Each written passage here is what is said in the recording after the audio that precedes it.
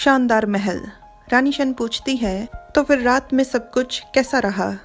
नानी जी कहती हैं, रानी जी, गुलाम ने राजकुमार को अनुमति दे दी कि वो जो करना चाहते हैं कर दें। उसके बाद राजकुमार ने भी उस पर कोई दया नहीं दिखाई और देखने से ऐसा लग रहा था राजकुमार अक्सर ही उसे ऐसे परेशान करते हैं। उनमें काफी तालमेल था, शन कहती है, तो वो मुझसे झूठ नहीं बोल रहा था।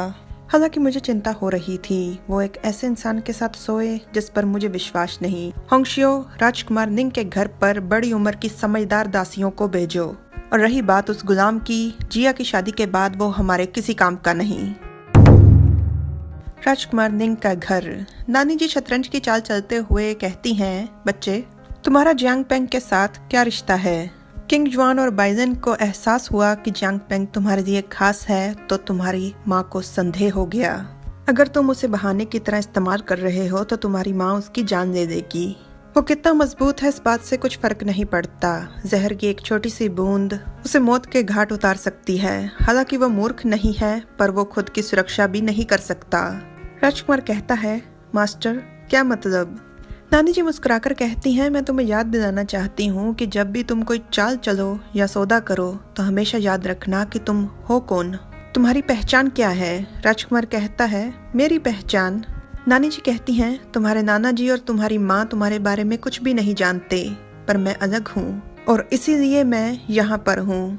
पर अगर तुम चाहते हो तो हम दोनों एक साथ यहाँ से जा सकते हैं। राजकुमार मुस्कुराकर कहता है, नहीं। नानी जी थोड़ी देर राजकुमार की तरफ देखने के बाद कहती हैं, मुझे उस पर दया आती है।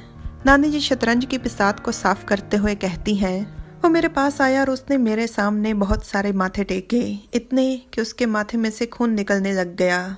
उसने तुम्हारे हालातों के बारे में बताया और कहा कि तुम बहुत ही अच्छे बच्चे हो। वो चाहता था कि मैं तुम्हें अच्छे से ध्यान लगाना सिखाऊं। इतना कहकर नानी जी हंसने लग जाती हैं।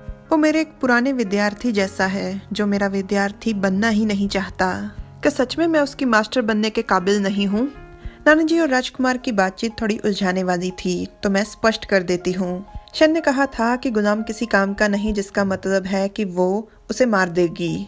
नानी जी का साथ में जाने का मतलब था कि अगर राजकुमार जियांग से सच में प्यार करता है तो वो उसे यहाँ से देखकर उनके साथ चला जाए। पर राजकुमार मना कर देता है, इनकार कर देता है, जिससे नानी जी को लगता है कि राजकुमार सिर्फ जियांग का इस्तेमाल कर रहा है। वो जियांग का इस्तेमाल कर रहा है, इसलिए नानी जी को उस पर दया आ रही है। फिर नानी जी राजकुमार को बताती हैं कि जियांग उसके लिए कितना ज्यादा समर्पित है कि उसके माथे से खून निकलने लग गया था। ये बात तब की है जब जियांग को एहसास हो गया था कि राजकुमार की सुरक्षा केवल उसके नाना नानी ही कर सकते हैं। नानी जी का जियांग पर हंसने का मतलब ये था कि जियांग ऐसा इंसान है जिसने अपनी जगह राजकुमार के लिए गुरु का इंतजाम किया।